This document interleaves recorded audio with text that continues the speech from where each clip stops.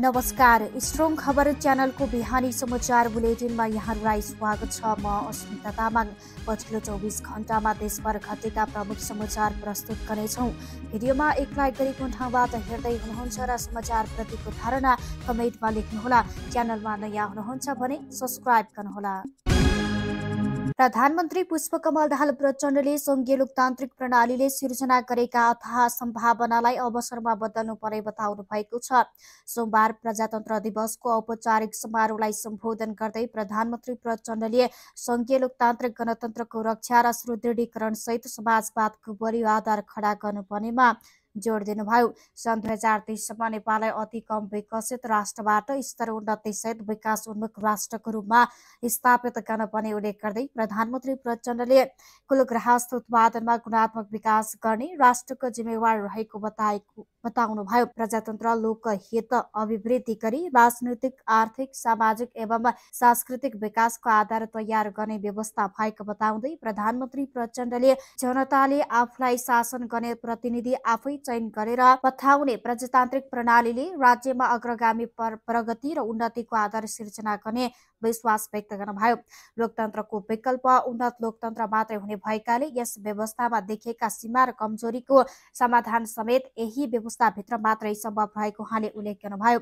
जनताको जागरुकता र अपनत्वले मात्र लोकतन्त्रको निरन्तर विकास तथा दिगोपन सम्भव हुने बताउँदै प्रधानमन्त्री प्रचण्डले कानुनको शासन, मानव अधिकारको मूल्य र मान्यता, लैङ्गिक समानता, समानुपातिक समावेशीकरण, सहभागिता र सामाजिक न्यायको माध्यमबाट जनहित र लोक कल्याणकारी समाज निर्माण गर्न सकिनेमा जोड दिनुभयो। नेपाली समाजको राजनैतिक, आर्थिक, सांस्कृतिक अधिकार र रूपान्तरणका निम्ति नेपाली जनताले निकै ठूलो सङ्घर्ष र बलिदान गर्दै आएका छन्।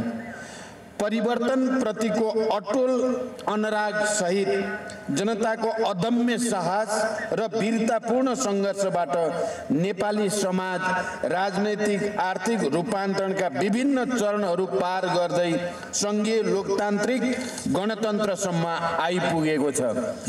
यही सङ्घर्षको ऐतिहासिक परिघटनाका रूपमा जनताले लोकतान्त्रिक अधिकारको जग बसालेको दिन अर्थात् फागुन 7 गतेलाई प्रत्येक वर्ष प्रजातन्त्र दिवसका रूपमा मनाउँदै आएका छौँ। विक्रम सम्वत 2007 सालमा तात्कालीन जहानिया राणा शासन अन्त्य गरी प्रजातन्त्रको स्थापनाका लागि नेपाली जनताले अमूल्य योगदान गरेका थिए। फलस्वरूप सङ्कुचित पारिएको जनताको अधिकार एवं स्वतन्त्रता र विकासको चाहनालाई मूर्तता दिन प्रजातान्त्रिक र विधिको शासन स्थापित भएको थियो। प्रजातान्त्रिक मूल्य र मान्यता स्थापित गर्ने क्रममा नेपाली जनताले नागरिक हक र अधिकारका लागि प्राण उत्सर्ग सहित वीरतापूर्ण सङ्घर्षबाट जहानिया निरङ्कुश व्यवस्थालाई पराजित गरेका थिए। आजको यस ऐतिहासिक दिनमा प्रजातान्त्रिक अधिकार, गणतान्त्रिक व्यवस्था स्थापना तथा राष्ट्रियताको रक्षाका निम्ति आफ्नो प्राण उत्सर्ग गर्नुहुने सम्पूर्ण महान शहीदहरूप्रति भावपूर्ण श्रद्धाञ्जली अर्पण गर्दछु। नागरिक स्वतन्त्रता एवं हक अधिकार स्थापनाका लागि विभिन्न आन्दोलनमा बेपत्ता भएका महान योद्धाहरूको उच्च सम्मान सहित स्मरण गर्दछु। घाइते भएका तमाम योद्धाहरूप्रति सम्मान र शीघ्र स्वास्थ्य लाभको कामना सहित दीर्घ जीवनको कामना गर्दछु। निरङ्कुश तन्त्रको अन्त्य र प्रजातन्त्रको स्थापनाको लागि सङ्घर्षको मैदानमा खट्नुभएका सबैमा उच्च सम्मान सहित हार्दिक शुभकामना व्यक्त गर्दछु। यतिखेर म नेपाली जनताको सुशासन, सामाजिक न्याय र समृद्धिको आकाङ्क्षा पूरा गर्न हामीले सामना गरिरहेका चुनौतीलाई नजिकबाट नियालिरहेको छु। नेपाली जनताले संघीय लोकतान्त्रिक गणतन्त्र स्थापनार्थ हामीलाई गरेको अभूतपूर्व विश्वास, राखेको आशा र भरोसालाई कमजोर हुन नदिन र संविधानले प्रत्याभूत गरेका हक अधिकार एवं जनताको दैनिक जीवन स्तरमा देखिने परिवर्तन ल्याउन ठोस कदम चाल्नुपर्नेमा म सचेत र गम्भीर छु।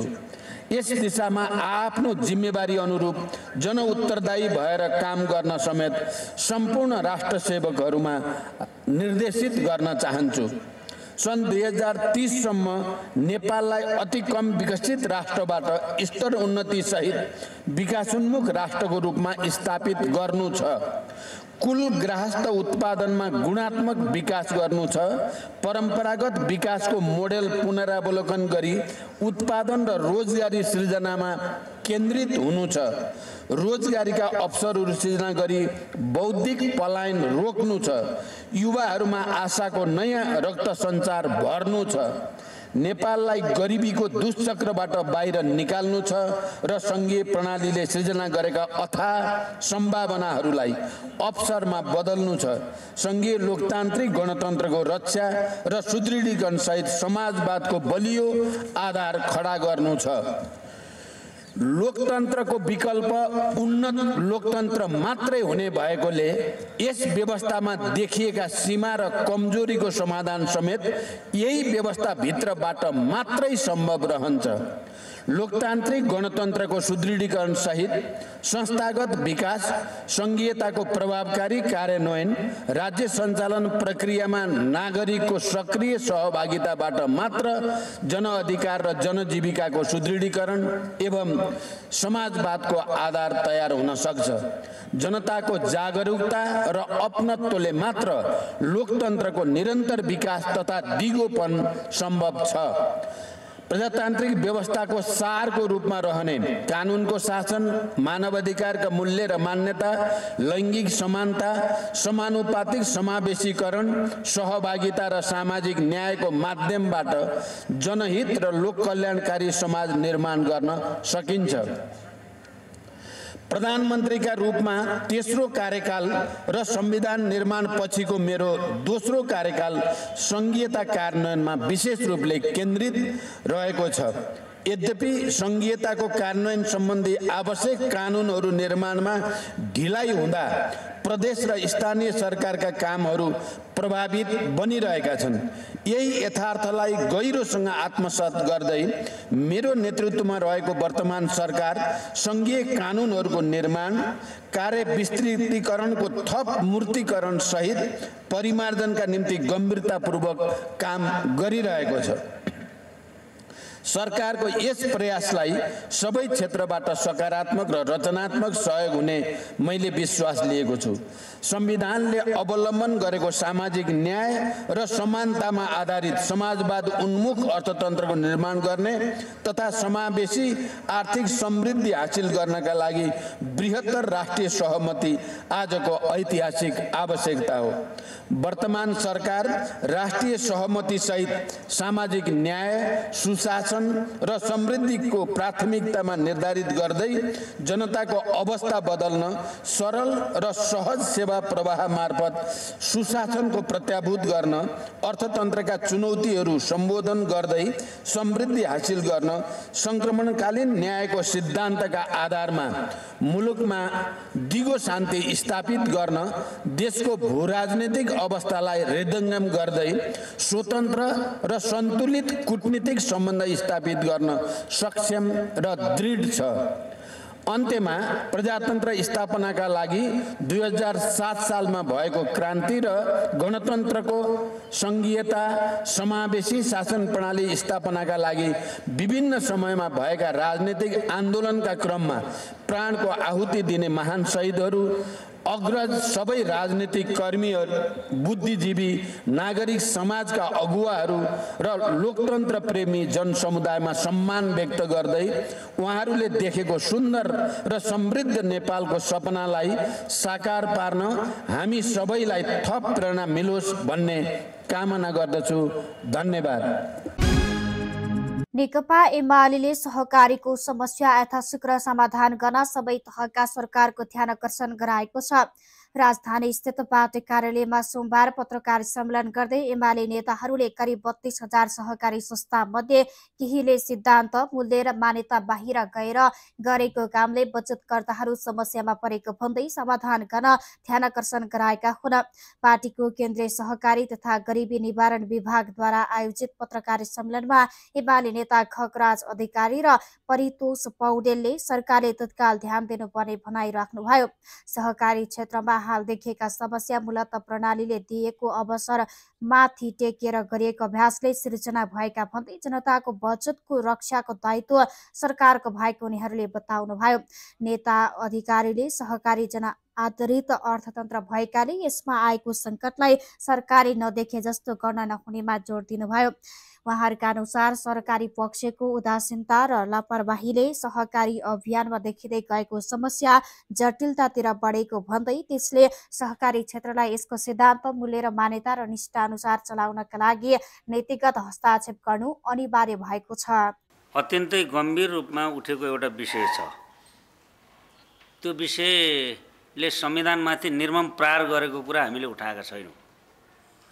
सहकारी आन्दोलन या सहकारी अर्थतन्त्रका 3 महत्त्वपूर्ण खम्बामध्ये सहकारी अर्थतन्त्र एउटा महत्त्वपूर्ण र कम्युनिटी बेस्ड इकोनोमी जनआधारित अर्थतन्त्र हो र यसले सदस्यहरूको स्वामित्व, नियन्त्रण र उत्पादनसँग सहकारीले जोड्छ र आफ्नो पुँजी बचत गर्ने अभियान यसले सञ्चालन गर्छ।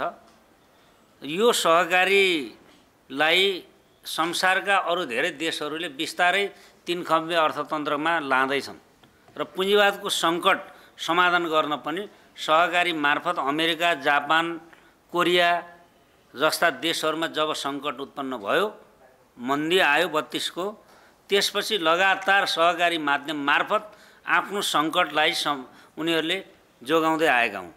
यस्तो बेला हामीले सहकारीका केही सञ्चालकहरू, लगभग 32,000 सहकारी संस्थाहरू छन्। त्यसमा वित्तीय कारोबार गर्ने बचत तथा ऋण सहकारी संस्थासँग आबद्धता प्राप्त गरि नसकेका, आबद्ध हुनुपर्ने प्रकृति मिलेका झन्डै 12-15 हजार सहकारी संस्था त उसँग मात्रै छन्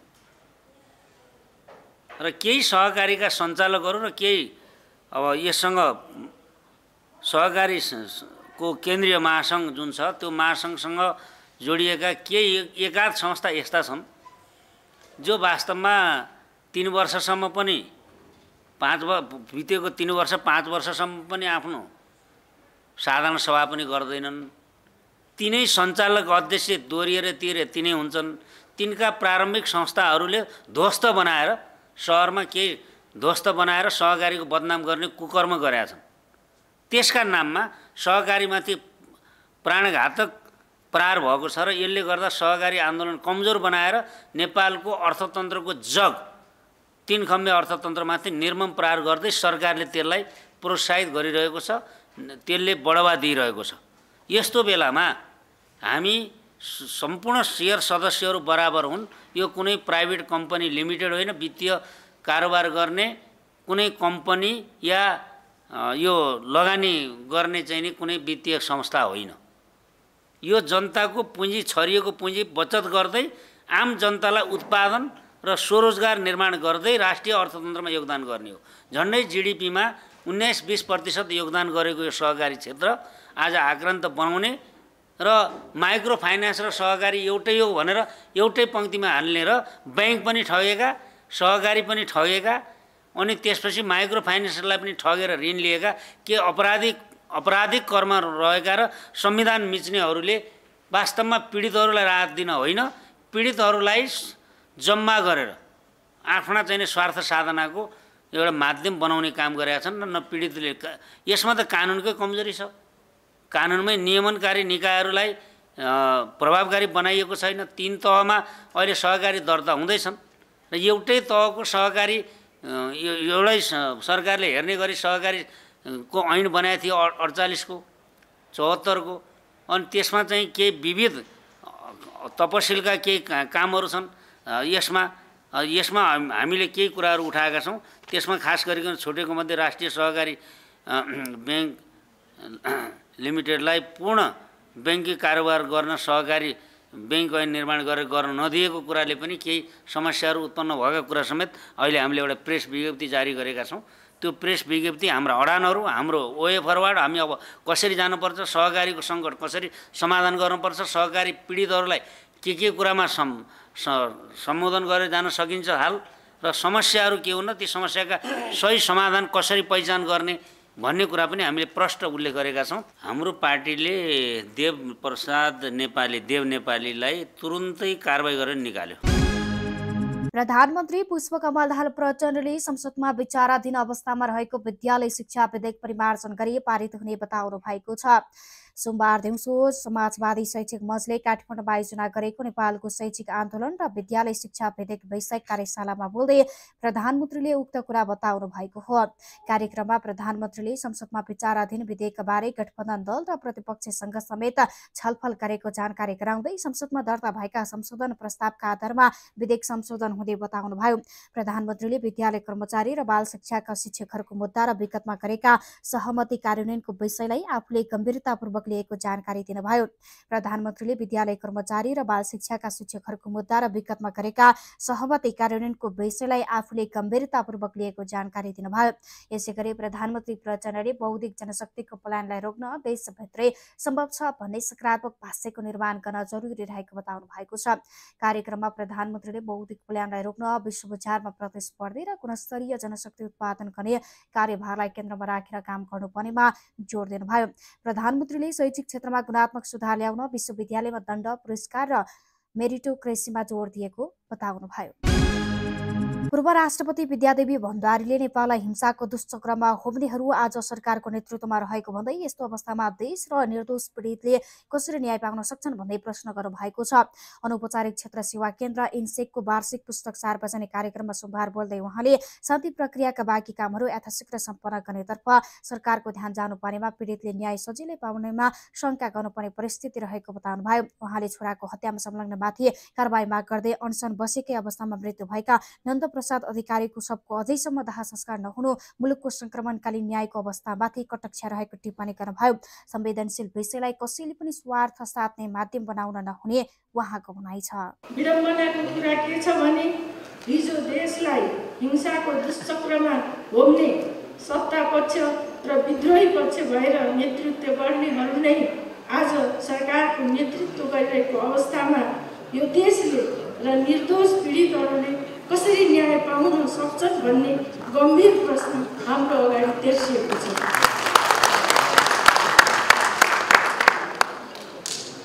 यो देश नेपाललाई हिंसाको दुष्चक्रमा पुर्याउने प्रमुख दोषी को निष्पक्ष र निर्भयका साथ मूल्याङ्कन गर्न सक्नुपर्छ। तब मात्र देशले न्याय पाउनेछ। यस प्रसङ्गमा म एउटा कुरा स्मरण गर्न चाहन्छु। स्वयम्भूको दुई आँखाले न्याय अन्याय छुट्याइ हेर्छ भन्ने हाम्रो राष्ट्रिय गीतको उक्तिलाई मानव अधिकारवादीहरूले सार्थक बनाउन सक्नु हुनेछ भन्ने मेरो विश्वास छ। अर्कोतर्फ देशको तस्बिर पनि हाम्रो अगाडि छ।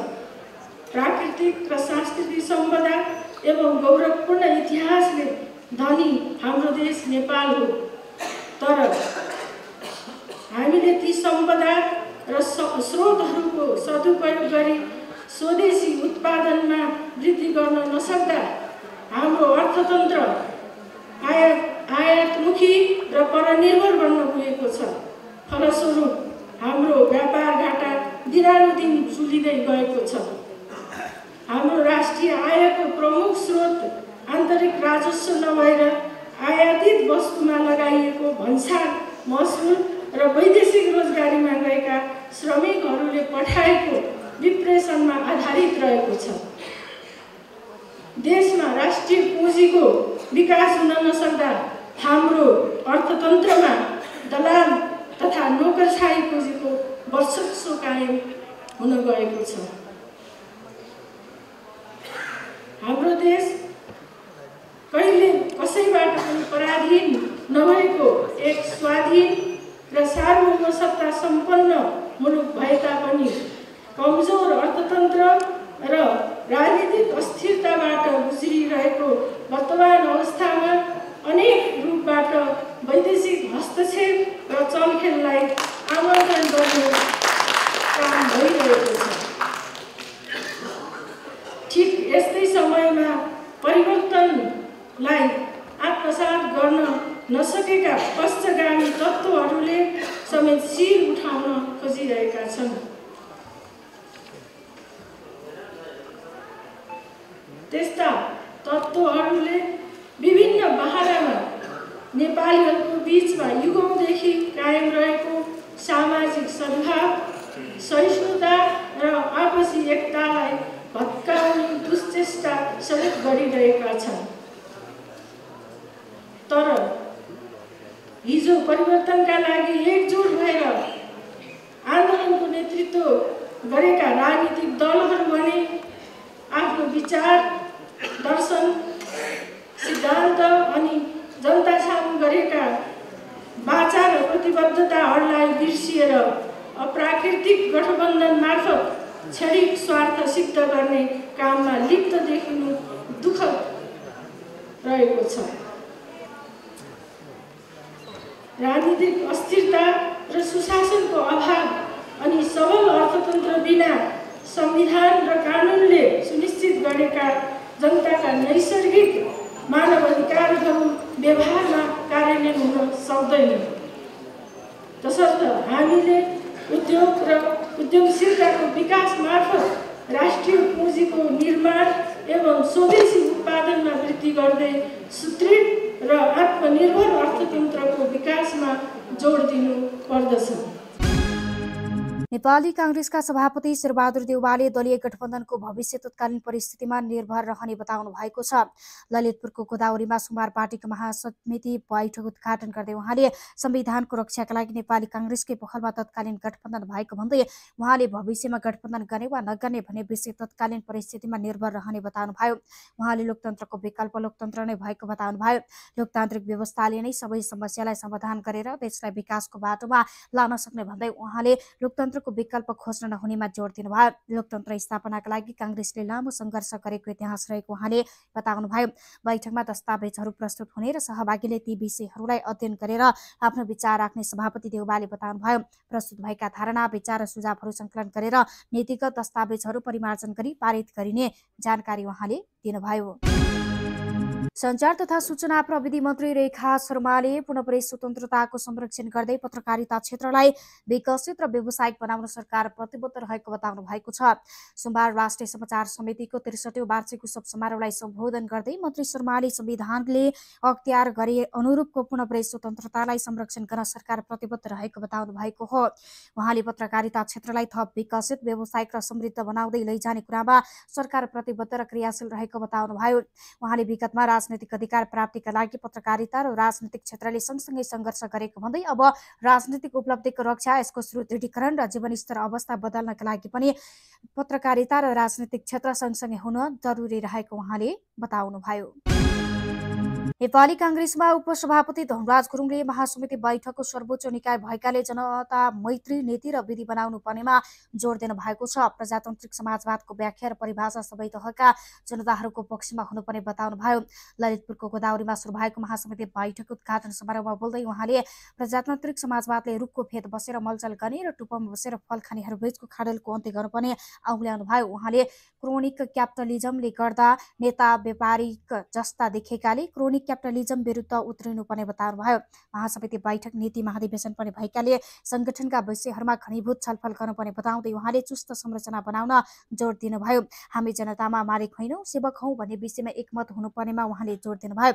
उपसभापति गुरुङले आगामी महाधिवेशनको मिति तयको बहसको महासमिति बैठकमै उठ्नुपर्ने बताउँदै कांग्रेसबाट विजय भएका वडा अध्यक्षदेखि मन्त्रीहरू सबैको सम्पत्ति छानबिन गर्नुपर्ने माग गर्नुभयो। यो महासमिति बैठक नै हाम्रो सर्वोच्च निकाय हो, जुन निकायले नीतिहरू निर्माण गर्दछ र ती नीतिहरूलाई कार्यान्वयनको लागि तल्लो तहसम्म, स्थानीय तहसम्म, गाउँ तहसम्म, टोल तहसम्म पुर्याउने कार्य समितिले गर्ने गर्दछ। निवेदन गर्न चाहन्छु म वास्तवमा नीति र विधिमा बाँध्ने प्रमुख सर्वोच्च निकाय नै महासमिति बैठक हो। निवेदन गर्न चाहन्छु यस बैठकमा नीति प्रस्तुत हुन्छ, मैले अघि नै भनिसकेँ। साङ्गठनिक विषय प्रस्तुत हुन्छ, समसामयिक राजनीतिका विषयमा प्रस्तुत हुने नै छ। नीतिका बारेमा पनि आर्थिक नीति, सामाजिक नीति, अन्तर्राष्ट्रिय नीति आदि इत्यादि नीतिहरू प्रस्तुत हुने नै छन्। म निवेदन गर्न चाहन्छु, आर्थिक नीतिका सन्दर्भमा हामीले सुन्दै आयौँ, भन्दै आयौँ, प्रजातान्त्रिक समाजवादका बारेमा धेरै मैले यहाँ व्याख्या गर्न चाहन्न, किन भन्दाखेरि तपाईँहरूको बिचमा एउटा प्रस्ताव यहाँ प्रस्तुत हुने नै छ।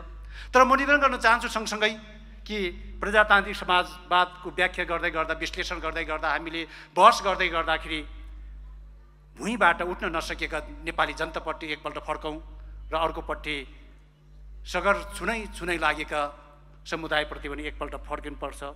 त्यो खाडल पूर्णका लागि हाम्रो दायित्व हो, हाम्रो अभिभार हो। नेकपा एमालेका अध्यक्ष केपी शर्मा ओलीले त्रिभुवन विश्वविद्यालयको उपकुलपतिमा सरकारले असफल व्यक्तिलाई नियुक्ति गर्न खोजेको बताउनु भएको छ। सिफारिस समितिले आइतबार उपकुलपतिका लागि प्राध्यापक डाक्टर चित्रबहादुर बुढाथोकी, प्राध्यापक डाक्टर केशरजङ बराल र प्राध्यापक डाक्टर टङ्कनाथ मलाको नाम सरकारलाई सिफारिस गरेको थियो। गलत व्यक्तिहरूलाई सिफारिस गरेको भन्दै ओलीले सो अभिव्यक्ति दिनुभएको हो। सोमबार काठमाडौँमा आयोजित कार्यक्रममा बोल्दै उहाँले त्रिभुवन विश्वविद्यालयको उपकुलपतिमा सरकारले एकलौटी गरेको र असफल व्यक्तिलाई नियुक्ति गर्न खोजेको बताउनुभयो। उहाँले वर्तमान सरकारले प्रजातान्त्रिक मूल्य मान्यतामाथि निरन्तर प्रहार गरेको उहाँको भनाइ छ। प्रजातान्त्रिक मूल्य मान्यतालाई स्थापित गर्न खोज्दा एमाले सरकारले प्रतिपक्षहरूले सहयोग नगरेको उहाँले बताउनुभयो। मुलुकमा केही स्थिति बसाले पनि गठबन्धनले त्यसलाई भत्काउन खोजेको उहाँले बताउनुभयो। त्यस्तै उहाँले गैर सरकारी व्यक्तिहरू सहकारीमा प्रवेश गरेकाले यस क्षेत्रमा समस्या सिर्जना भएको बताउनुभयो। नाफा कमाउने शोषणकारी ठग धन्दाको रूपमा सहकारीलाई प्रयोग गर्न खोजेका कारण सहकारी क्षेत्र बदनाम भएको उहाँको भनाइ छ। राष्ट्रिय योजना आयोगले आउँदो आर्थिक वर्ष 2081-82 को बजेटमा 18 खर्ब रुपियाँको सीमा तोकिएको छ। राष्ट्रिय योजना आयोगका उपाध्यक्ष डाक्टर मीनबहादुर श्रेष्ठको संयोजकत्वको राष्ट्रिय स्रोत अनुमान समितिले आउँदो आर्थिक वर्षका लागि 18 खर्ब रुपियाँको बजेट सीमा अर्थात् सिलिङ तोकिएको हो। आउँदो आर्थिक वर्षमा सरकारले 14 खर्ब रुपियाँ राजस्व उठाउने, आर्थिक वृद्धि दर 6% हुने, मूल्य वृद्धि 5.5%मा सीमित राख्ने, 21.1% राजस्व वृद्धि र 4.4% आन्तरिक ऋण वृद्धिको अनुमान राखिएको छ। यसैगरी आउँदो वर्ष 2 खर्ब 10 अर्ब रुपियाँ वैदेशिक ऋण र 50 अर्ब रुपियाँ अनुदानको अनुमान रहेको छ। यस्तै 2 खर्ब 95 अर्ब रुपियाँ आन्तरिक ऋण उठाउने अनुमान छ। आर्थिक वर्ष 2082 र 83 को लागि 21 खर्ब र 2083 र 84 का लागि 24 खर्ब 55 अर्ब रुपियाँ बराबरको खर्चको सीमा निर्धारण गरेको आयोगका प्रवक्ता एमलाल भुसालले जानकारी दिनुभयो। गाजापट्टीमा प्यालेस्टाइनीको मृत्यु हुनेको संख्या 28,985 पुगेको हमासको स्वास्थ्य मन्त्रालयले जानकारी दिएको छ। मन्त्रालयले अक्टोबर 7, 2023 इजरायल हमास द्वन्द सुरु भएपछि तटीय क्षेत्रमा 68,883 प्यालेस्टाइनी घाइते भएको बताएको छ। इजरायली सेनाले पछिल्लो 24 घण्टामा मात्र 127 प्यालेस्टाइनीको हत्या गरेको र 205 जना घाइते भएको मन्त्रालयले जनाएको छ। बमबारी र सिभिल डिफेन्स एम्बुलेन्स टोलीको अभावमा केही पीडितहरू भग्नावशेष मुनि रहेको उल्लेख गरेको छ। इजरायलले 2023 अक्टोबर 7 देखि दक्षिणी इजरायली सीमाना मार्फत हमासको आक्रमणको बदला लिन गाजापट्टीमा हमास विरुद्ध ठूलो आक्रमण सुरु गरेको छ, जसमा करिब 1200 मानिसहरू मारिएका थिए भने 200 भन्दा बढीलाई बन्धक बनाएका थिए। आईसीसी विश्वकप क्रिकेट लिग 2 मा नेदरल्यान्ड्सले नामिबियालाई 7 विकेटले हराएको छ। कीर्तिपुरको त्रिवी क्रिकेट मैदानमा नामिबियाले दिएको 124 रनको सामान्य लक्ष्य नेदरल्यान्ड्सले 27 ओभर 2 बलमा 3 विकेट गुमाएर भेटाएको हो। नेदरल्यान्ड्सले जितले नेपाललाई फाइदा पुगेको छ। नेपाल नेट रन रेटका आधारमा तालिकाको शीर्ष स्थानमा खुलेको छ। तीनवटै टोलीले 2-2 खेल खेलेकोमा 1-1 खेल जितेका छन्। नेपालले नामिबियासँग हारेको थियो भने नेदरल्यान्ड्सलाई हराएको थियो। प्रतियोगितामा नेपालले अब पर्सि बुधबार नामिबिया र 13 गते आइतबार फेरि नेदरल्यान्ड्ससँग खेल्नेछ। आईसीसी क्रिकेट विश्वकप लिग 2 अन्तर्गत 2024 देखि 2027 सम्मको श्रृङ्खलामा 8 वटा टोलीले खेल्नेछन्, जसमा शीर्ष 4 वटा टोलीले सिधै विश्वकप छनौट खेल्न पाउनेछन्। पुच्छरका 4 वटा टोलीले प्लेअफ खेल्नुपर्ने हुन्छ। हौस् त स्ट्रङ खबर च्यानलको बिहानी समाचार बुलेटिन अहिलेको लागि सकिएको छ। भिडियो तपाईँलाई कस्तो लाग्यो कमेन्टमा लेख्नुहोला। समाचार र विज्ञापन हाम्रो च्यानलबाट प्रसारण गर्न चाहनुहुन्छ भने डिस्क्रिप्सनमा राखेको फोन नम्बर तथा जिमेलमा कन्ट्याक्ट गर्नुहोला। अहिलेको लागि भने म स्मिता तामाङ बिदा हुन्छु। नमस्कार।